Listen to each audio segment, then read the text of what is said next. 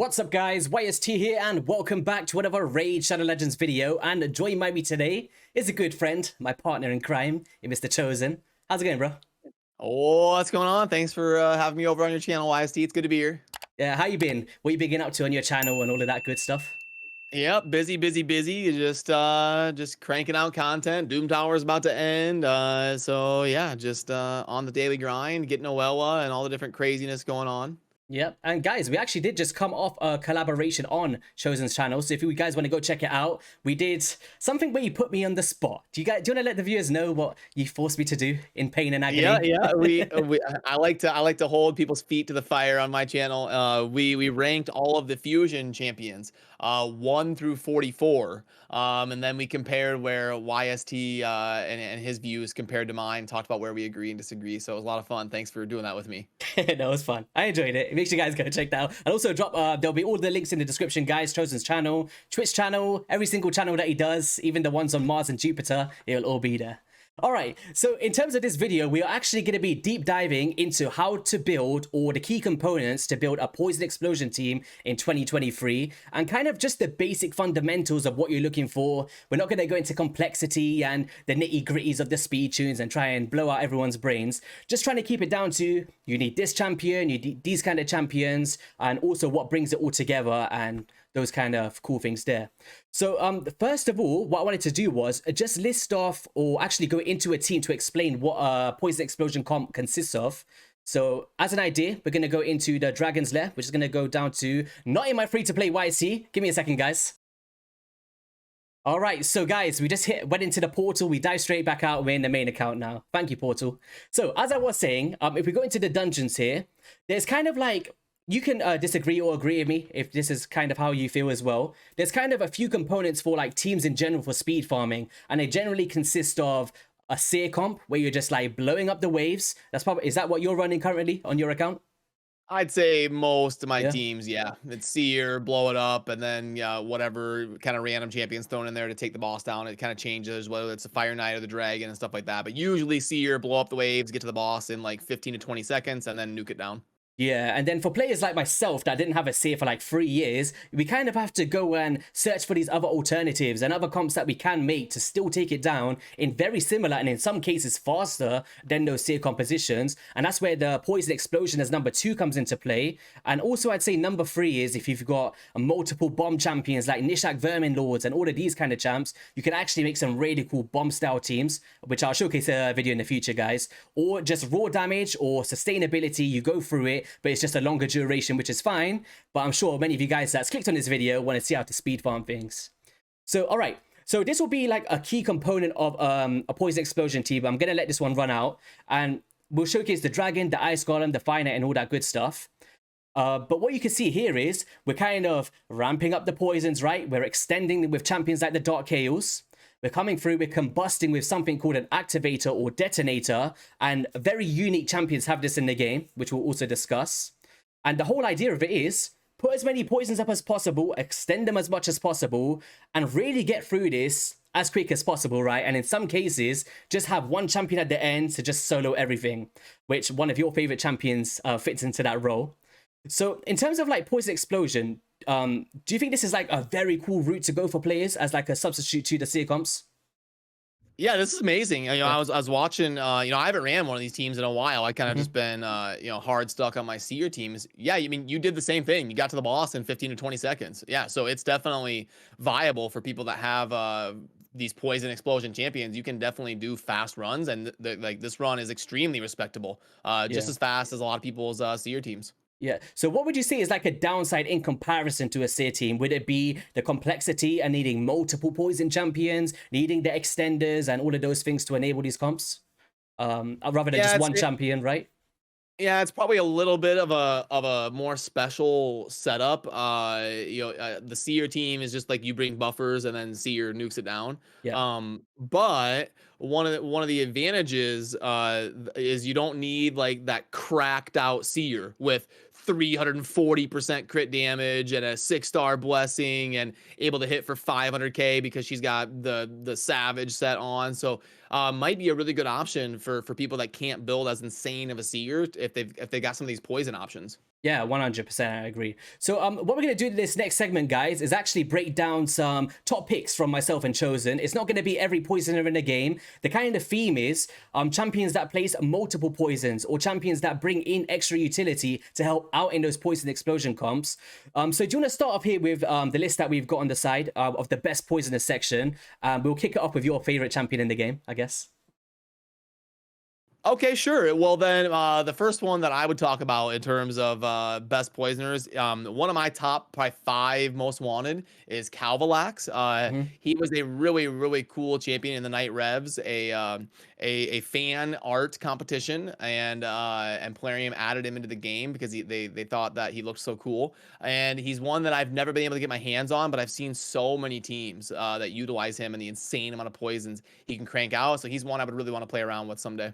Yeah, no, he's a great champion, and especially when you consider the champions we'll discuss later with the resets, it actually enables some teams where you don't need the Kaimars, you don't need the Yameikos, because champions like Renegade can come through, because this is on such a small cooldown, right? So basically, you put the poisons up, you go up into the next round, 4 poisons back up again, and it just makes the whole poison experience such a breeze. I would love to have him as well, man. He's very, very cool with the ways that he places these. Oh, you don't have him either. Oh, yeah, I don't know. Yeah, he's really good, man. And yeah, as you're saying, that one of the community made it, and I'd actually love to see more community artwork implemented into Raid, because I do see a lot of creative stuff on the socials, right?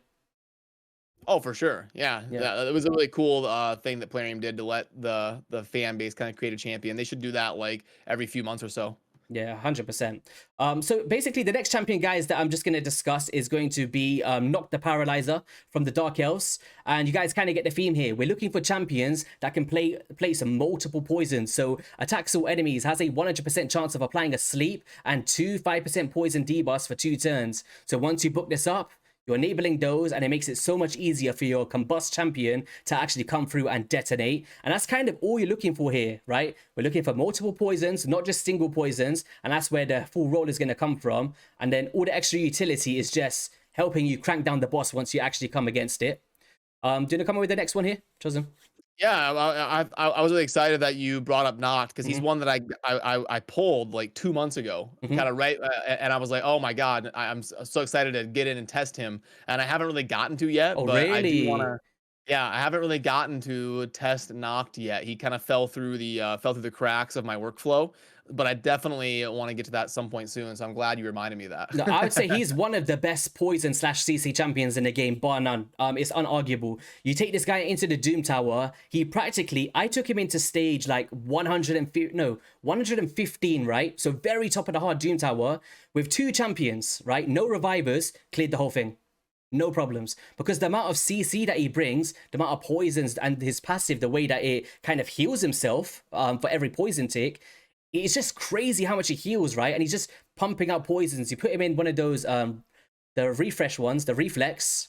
This guy's never dying as long as he's in high HP.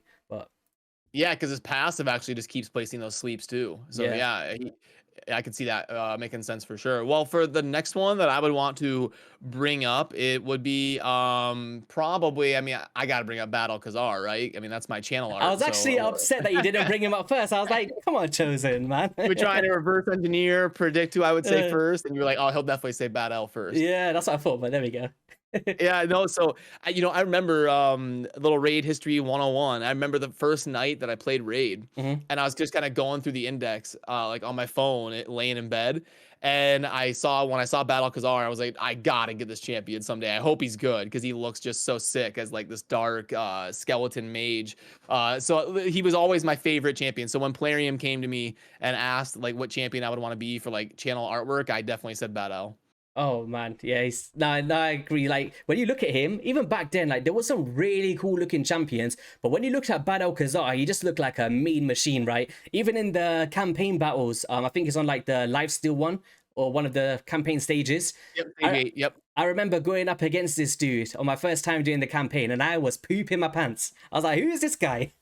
Yeah, and you want to know something funny about him in the campaign stage? They actually changed his affinity to Void when he's a campaign boss because they thought it would be too hard for beginner players to kill him because your starting champion is Magic affinity, and Bad Elves Force, and he heals so much that if you're hitting him weak, they thought that new players would get super frustrated and just quit. So they made him Void to help players a little bit, so at least you're not like hitting him weak. Yeah, no. Yeah, I agree. So did it actually make that change? Is that a real thing? I think it was either in the game really close to the beginning or from the start. They just kind of like noticed that in their internal testing because yeah, if he was Force, it would be brutal for like your Kales to be like to kill the Bad Owl on stage 8. And it's such an important stage because it's the lifesteal set. Oh, yeah, that's true. 100%. So do you want to enlighten us why Bidel Kazar is as bad as he looks? Yeah, well, a lot of people forget about his passive. Yeah. The 20% increased damage on targets under poisons is actually just insane. And another little raid history nugget is that it was buffed up from 15%. It was 15% when the game launched, and they buffed it to 20%. So yeah, like I love the passive. I love the AOE, kind of like just the ancillary heal effect, and then the super consistent mass poisons and heals on a 3-turn cooldown. Oh, no, 100%. And one thing I actually wanted to pick up on is if you guys are struggling for specific waves or you're trying to do specific content like Sage 24, right? And he might be the weak affinity for the spirit.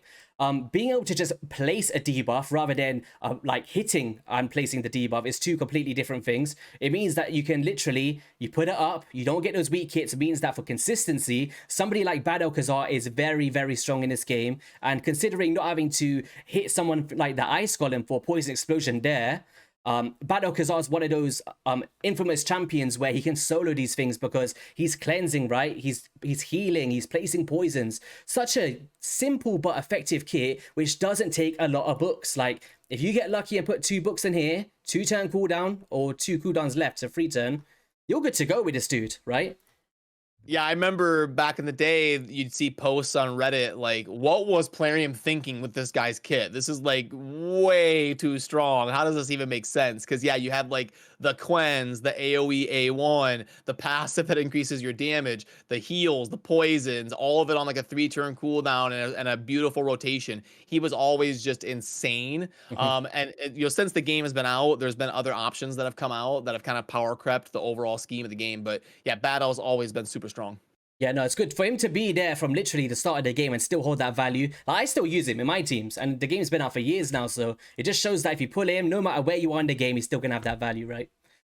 All right, next one, we're going to talk about Tomb Lord. Tomb Lord is very, very, very strong. And what it comes down to is that A2 skill with the Death Burst, where if it's actually critical, once you book up the values there, he actually places a 4-5% poison debuffs, and it is very rare for a champion to be able to place this alongside utility. Now, I say that because he places decreased attack, he places decreased defense, he does decreased speed for the Fire Knight. So when you're looking for these poison explosion things, look no further than a Tomb Lord, and he can do solo compositions / poison explosion with a full comp, and those kind of versatile champions always hold a high regard to me. We've also got some accuracy for the Doom Tower battles, so if you want to start implementing some poison explosion into those Doom Tower waves, and you're struggling for your accuracy stats on the higher thresholds, you can also slot in there and help you out. But yeah, Tomb Lord, one of those ones as well. We'll kind of just speed through the rest of these ones. Next one, yeah, sure, no problem. Yeah, no problem. I would say Shogger would be a fun one to talk about. I thought about pulling for the guaranteed Shogger. Did you do it, by the way? I didn't, but I summoned one when he first came out. So the very first day he came out, I summoned 2 Void Shards, I think, on like a random event, and he popped out. Yeah. That's too funny. Yeah, I thought about it. If they didn't do the inflation, if they didn't go from like 80 to 110, I probably would have, to be honest with you. But I wasn't about to YOLO and start buying a bunch of packs and trying to get Shogger. But yeah, he's one that I would definitely like to play around with, especially for like Sand Devils and stuff like that. Oh no, he's a solid beast, man. Do you know what? When he first came out, everyone said this guy is trash. I made a video, people were commenting on it like, oh, this guy is like dead average. And then the second that the sleep boss came out, boom, it shot all the way up. And now everybody wants him for those sleep, I forgot his name, the Sand Devils. But what makes him so cool for Poison Explosion in particular is when you're actually exploding, he actually puts a poison up for 4 turns, right? So if you don't have a champion that can place like multiple poison debuffs, being able to have that 4-turn duration and then extending it, making it a 5-turn with someone like a Dark Hail that you could get from the normal Doom Tower, actually starts to become impactful. And being the void affinity means that you can take this into any single affinity, and you know that you can count on Chagor for those poison debuffs.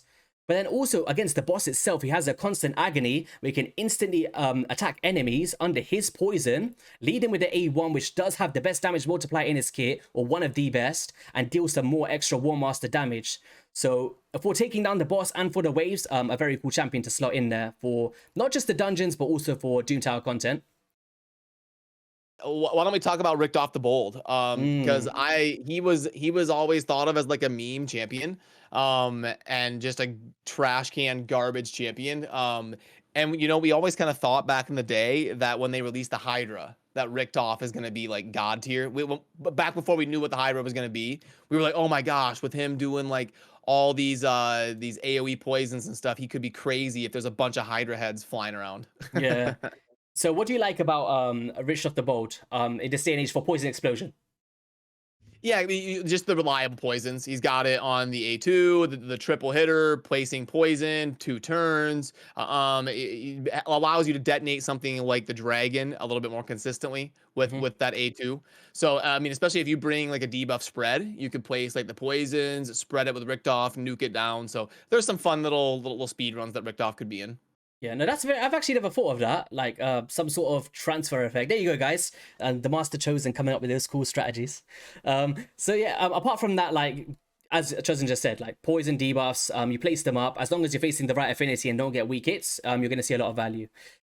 So the next one I actually wanted to pick up on is probably one of the most free-to-play budget champions you can think of, guys, and it's going to be Taurus from the is it Ogrins? I think.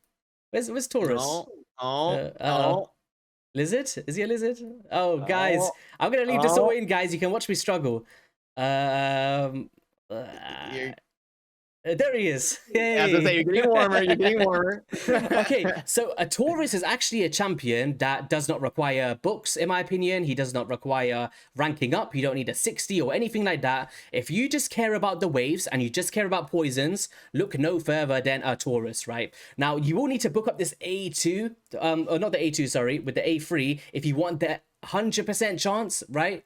But I do recommend doing that if you're going to use him. But you don't need to take him to a 50. You don't need to take him to a 60. If you are one shot in the waves, let him do it and just die at the boss and let the rest of your champions do the rolls. And he's placing 4 poisons, guys. 4 or 5% poisons for an epic champion. And that's very, very rare. So if you want a 60 him, go for it. But for me, I let mine die in the Ice Golem. Yeah, I've seen all sorts of speed teams with him in there, yeah. Yeah. So I think the final champion here was... Actually, no, we got 2 more. Gerda, one of the reward champions, Gerda. You know, I've never really used Gerda, or I've always kind of heard that she's just complete garbage. So have you used her in a team before? I think she's one of the best Poison Explosion pairings in the game.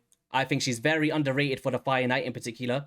I think the problem with Gerda Bogbrew is where you get her in the game. Like, the impactfulness of an endgame play is going to be a lot less than somebody that's coming up in the game, building up their first Poison Explosion team. Whereas somebody like myself has a Tomb Lord, right? I've got these champions that can manipulate turn meter, champions that can do these things. But she is very, very strong for it because, very similar to a Bad Alcazar, guys, places the poison debuff, does not require a hit. She removes a random buff from all enemies and then does that as well. But it's this turn meter passive, which I find phenomenal, because whenever an enemy receives a debuff, doesn't have to be herself, their turn meter is decreased by 3%. And in a Poison Explosion team, think about how many poisons that we're going to be placing on enemies. So if you guys are struggling with getting up to the speeds of the waves or outlapping to take multiple turns against a Fire Knight, if you've got a Poison Detonator in there, they're detonating it, you're putting new poisons up, you're detonating, putting more poisons up, and you're dropping so much turn meter whilst your Allure is cracking everything else, which means that you do not need a decreased speed if Gerda Bogbrew is in the team and you're speed tuned, which I'll showcase later. But a very unique champion, I'd say, just comes into raid at the wrong time for players, is what I think. Yeah, I agree with that. Yeah, it is a cool passive to have. I like it. It doesn't work on the dragon, which is unfortunate. Yeah, that's the only issue, but she does bring a weaken, so if you don't want to have a legit Death Siren, being able to add that weaken in there to get through the War Master procs, I think holds a lot of value. And yeah, I guess the final one we'll mention, I'm not going to list up every single poison champion, guys, otherwise we're going to take up all of Chosen's evening. All No, right, you're so good. are you aware of Corvus and the value that he can bring? Yeah, Corvus Yeah. is a cool one. Ever since he got added to the game, I'm usually familiar with at least the kits because we have that insane tier list that we run. Yeah. So I'm usually going through all the new champions and trying my best to grade them and talk to people about them. So yeah, he is one that would probably be in my top 10, top 15 in terms of like non voids that I don't have that I would like to acquire because he does have a fun kit here. Yeah, and the poison sensitivities, attacking 2 times. We've got each hit placing 5% poisons. One of the most consistent poison champions in this game. And along that same caliber of a Bad Alcazar, where if you put him in the right sets and the right stats, he's able to solo content when some of your champions die. Granted, you don't put War Master on him, and you just allow him to just get through that with high resistance against the Ice Golem. I'm just going to quickly list off some activators so we don't read out every single kit. So two that sticks up to mind. Have you got them in your mind of the same ones that I'm probably thinking? Yeah, it'd be Renegade and Kymar. So, well, Oh, the activators. activates, yeah. Oh, okay. Activators. It'd be Eleanor Rill and Zavia. Yeah. So, Yep. Ella, who do you like more, in your opinion? Yeah, this is always like the great debate. Yes. I think I ended up using Zavia more Mhm. in like my lifetime playing Raid, but Eleanor Rill is a lot of fun and I've used her as well. So I think they did a good job kind of giving them both kind of a fun role in the game. Yeah, no, I agree. It's a tough one because, guys, I'll tell you the difference. There's no difference, okay? The only difference is that Zavia actually does has a bonus damage in her kit, okay? Now, a lot of people don't understand this, but she actually deals with extra damage because there is a 20% bonus damage here. With a deadly catalyst, and she attacks all enemies. When enemies are killed, cannot be revived, but deals damage from all poison debuffs on the target instantly. Meaning all of those poisons that you put up, all of those poisons you've extended, the crazy values, and then boom, you just see an explosion, right? But they're both very similar because they both bring poisons on the A2, right? Very similar. Well, the A1 of Eleanor is a bit different. I think is better for certain scenarios. I'll talk about that later. But she also places the poison of herself. And how this works is you stack up all your poisons, right? You add them up if you need to, or just add an extra poison, and that's completely fine. And then you lead in, you combust, and then that will lead into number 2, where we need a reset champion. So do they kick us off with some resets? There's only a few in the game. Yeah, it's like Kymar, Renegade, Painkeeper, Yumiko, right? Yeah, I get it's hard. I think with Painkeeper, have I ever seen that before? That would be interesting to search up. But I'd say like the most common ones would probably be the first one that you said, the Kymar.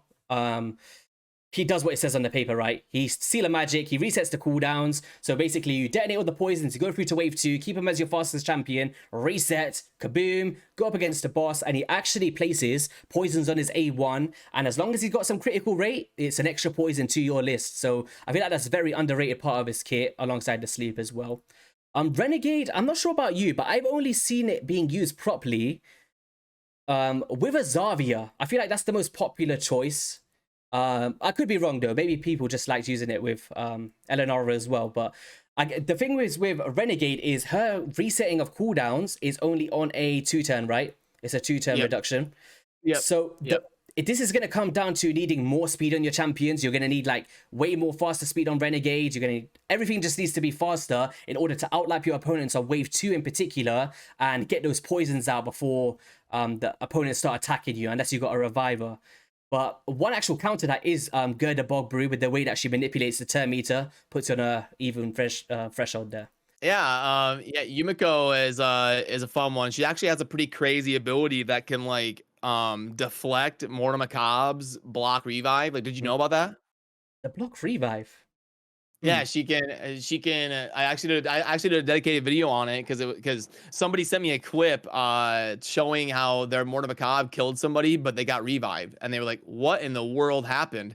And it was Yumiko's ability where it deflects a debuff onto an enemy with Hex. Oh. And she can deflect the block or revive that Mortal Macabre does, like onto someone else. So it's pretty crazy. So block revive is classed as a debuff in Raid. Like it with like the internal code of the game. Yeah, because Yumiko can deflect a block revive. Wow, that's interesting. Yeah, I'll link that below, guys, to go check that out. That's interesting. But yeah, in terms of like the poison explosion, the value is basically similar to the Kymar, right? We're gonna be resetting the cooldowns and doing the same thing, right? Just going through, combust, and all of that stuff. Yeah, she's crazy. They just have the Shield Maidens challenge. Did you do that, by the way?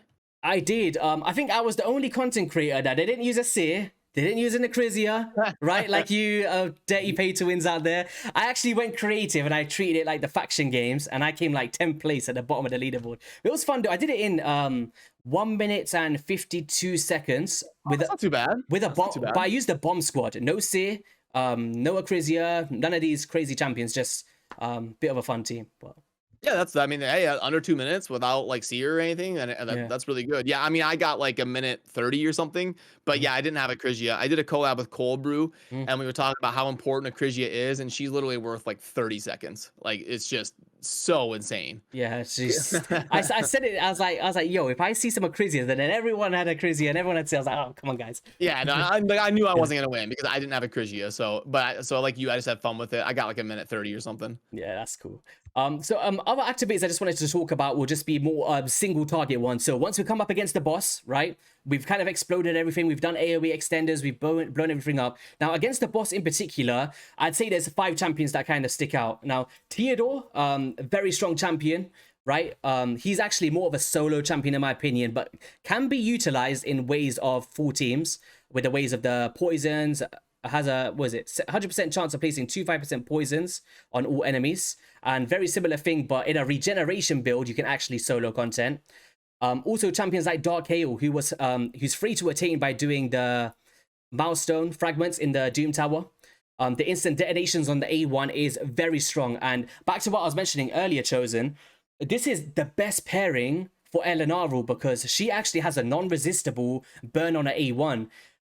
So being able to instantly detonate that burn alongside the poison debuff at the same time actually becomes very, very strong in places like the Fire Knight and speeds up your runs. Are you a fan of Dark Hail? Do you use him? Yeah, you know, I've finally gotten around to, again, he's one that's in the workflow, you know, like, I actually booked him like the last CVC and maxed him out and stuff. And I do like him and Noct and stuff. I do want to do better about diving in and testing them. But, you know, once I acquired Dark Kayle, I already kind of had my speed teams set up. So now it'd be more for like testing just to keep kind of increasing my knowledge. And do you just want to quickly go over Venomage, I guess? Yeah. Oh, God, you're gonna make me go over Venomage? Do you not use it too much, or him?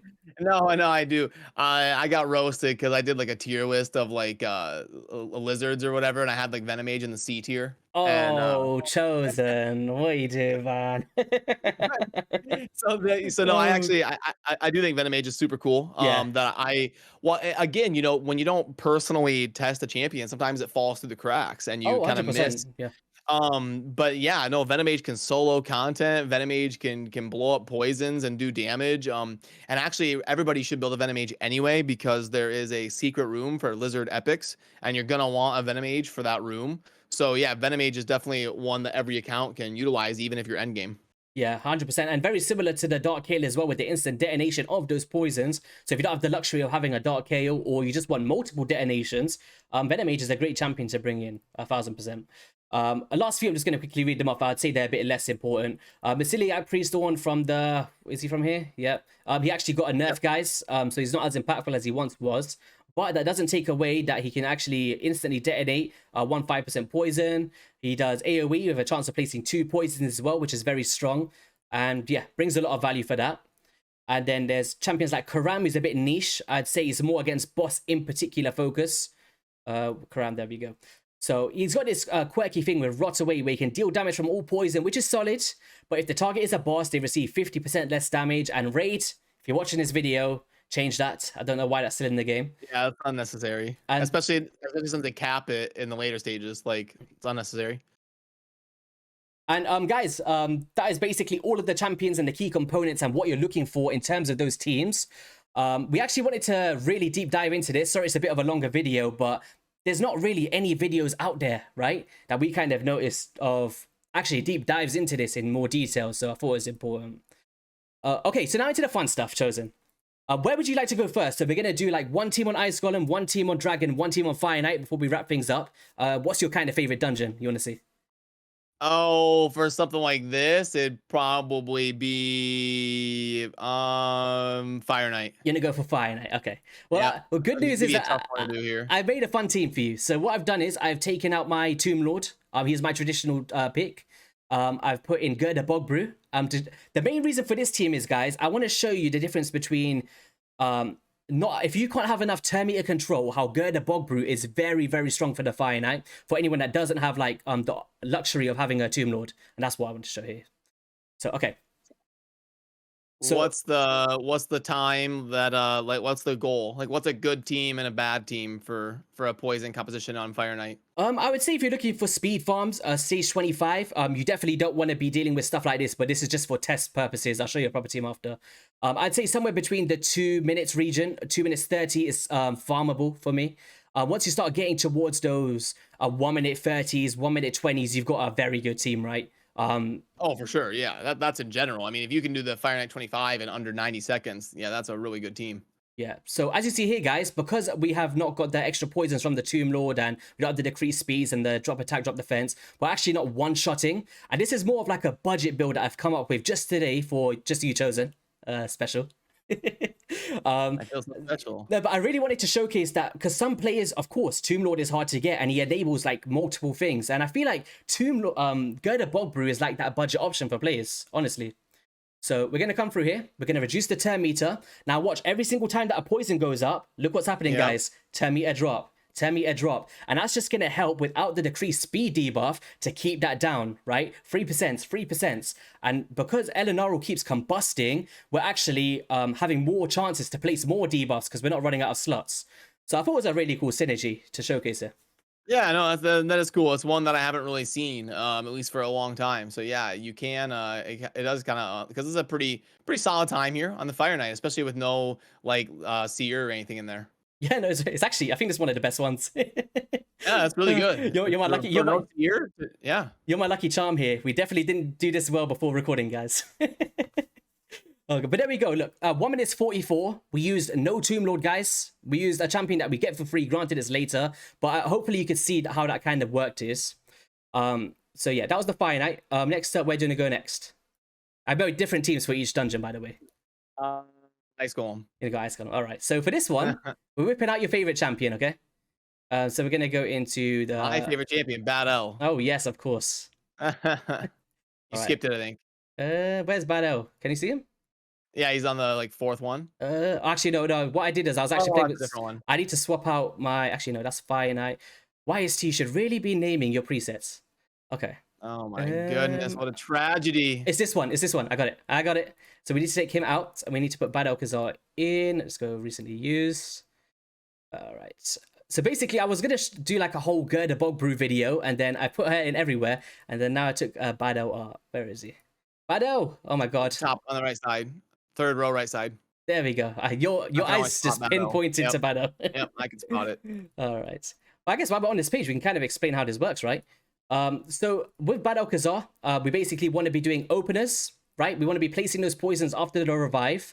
We're going to be doing the same thing here. We want to be first prioritizing the Toxic Nova, showcasing only a 5-star champion here with Taurus. With him, doesn't really matter, but we just want to be opening up with the Reality Acid. And then Eleanor, whatever she wants to do with the first priorities there. And then, of course, the Kaima, we block it off and then lead in here. And that's kind of how that works, guys. Okay. Oops. Bado, we need you in, buddy.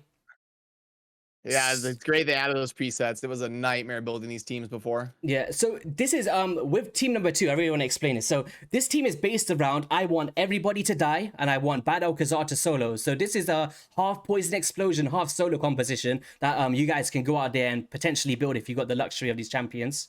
So we're going to be going through, we're going to be placing the poisons with that 5-star champion, like I mentioned earlier. We're extending with the Dark Hail. We're placing more poisons and kaboom. We're going to go into wave 2, reset. Poison's going to go out again. And this is why champions like Taurus don't need to be 6-star because they're going to die anyway, as long as you got that solo champion, right? And as you guys see, if you're familiar with the seer compositions, works very, very, very similar. And there's that AI of the Dark Hail. It's really cool. It was like 2 seconds worse. Yeah, it was right there. Yeah. Oops. Wait. Oh, I didn't put the gear on him. Wait, what? Okay, guys, you can watch that live. Oh, there we. Oh no, we took the gear off and didn't put it back on. There we go. Wait. Oh my Oh, look at that goodness. What a naked Bad tragedy. Kazar, guys. There we go. It shows the power of him. Stage 25. Okay, let's get that gear on. I'm so sorry for doing that to Bad L, man. I never tried to troll you. I promise. Dirty, doing me dirty like that, YST. It's all right. You're getting back at me for the tier list on the spot. That's okay. Yeah. All right. So now I can't believe he just went through there and literally did everything with that, and then he just got booped. All right. So definitely gear your champions, guys. Don't be like me. All right. Extension and kaboom. We're gonna combust ability. Yep, same as, it was 20 seconds both times. And then here, basically, look at the AI guys of Dark Hail. Get all those instant poisons up. Everyone's going to die apart from my Kaima. That's just how I've got it set up. Boom. And now he's going to be the target of that first enemy. Get that? Boom. And now everyone's basically going to drop like flies. And look at that poison damage, guys. So this is where I said it's kind of like a hybrid poison explosion, because it's not just a whole team against the boss. It's one very well-built champion and then the whole setup of my other ones. But because I use those champions in other dungeons as well, it really makes sense to use them, right? Yeah, that's super cool. I like it. Really cool team.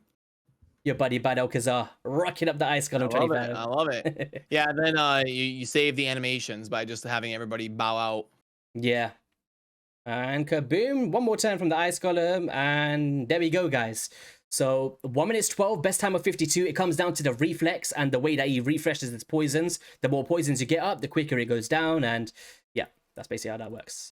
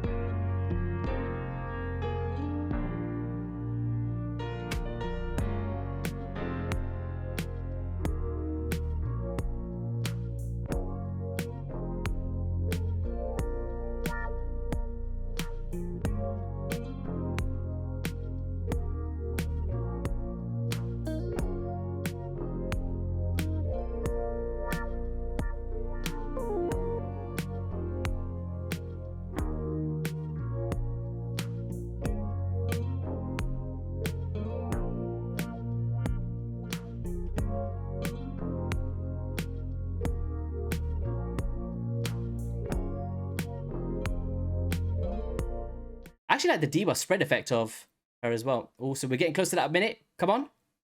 Faction games. Oh, we got a little bit less there. It's okay. Rip, no minute. It's a fail. Guys, we were a failure there. But you can see here, 40 seconds, guys. That was actually my best time with a very similar team. That was without a Gerda Bob Brew, and I had a Venomage, actually, because I had the 2 detonators of Dark Hail and Venomage, proccing off that A1, right? Boom, boom, boom. And then we managed to kill off that dragon. So yeah, I mean, it's not my best time. It's not 5 seconds, but it is. Oh yeah, but it is really good. Wait, what was that bug again? I forgot what it was. Yeah, you could like get into some debug screen on Raid by like clicking something at the perfect time, and then it would put your game into a state where it wouldn't show any of the animations. Oh. And so you would literally, you just wouldn't even, your characters wouldn't even move. You would start a run and it would just, everything would blow up, and then the next wave blow up, and then the boss blow up. So it was basically like playing on like times 100 speed. That's insane. I need that for me just to get that 4 seconds to beat you now. So yeah, it only lasted for like 1 day, but it was pretty funny. Yeah. So I guess that's going to be all for the video, guys. What I am going to do is after we sign off, I'll actually leave an extra segment without us on the screen. And I'll just show you all of the builds of the champions and the masteries very briefly. So if you're interested in how I built my champions today and how I've implemented them into the squads, that'll all be towards the end of this video.